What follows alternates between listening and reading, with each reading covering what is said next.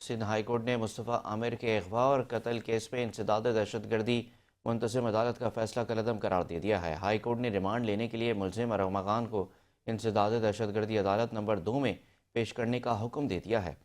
آپ کو بتا رہے ہیں کہ سندھ ہائی کورٹ نے مصطفیٰ عامر کے اغوا اور قتل کیس میں انسداد دہشت گردی عدالت کا فیصلہ کالعدم قرار دے دیا ہے۔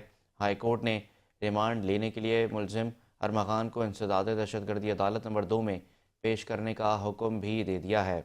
اہم خبر سے آپ کو آگاہ کر رہے ہیں کہ خبر سامنے آئی ہے کہ سندھ ہائی کورٹ نے مصطفیٰ عامر کے اغوا اور قتل کیس میں انسداد دہشت گردی عدالت کا فیصلہ کالعدم قرار دے دیا ہے۔ مزید کیا تفصیلات ہیں جانتے ہیں ہمارے نمائندے منصور ضیاء سے۔ منصور، اپڈیٹ کیجیے گا۔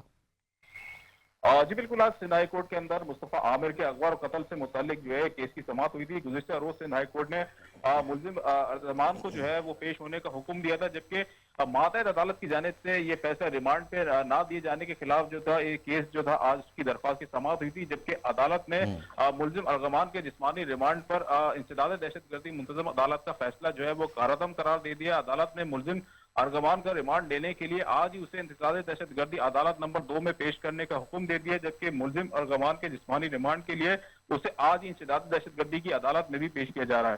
جی بہت شکریہ، آپ ہمیں تفصیلات سے آگاہ کر رہے تھے۔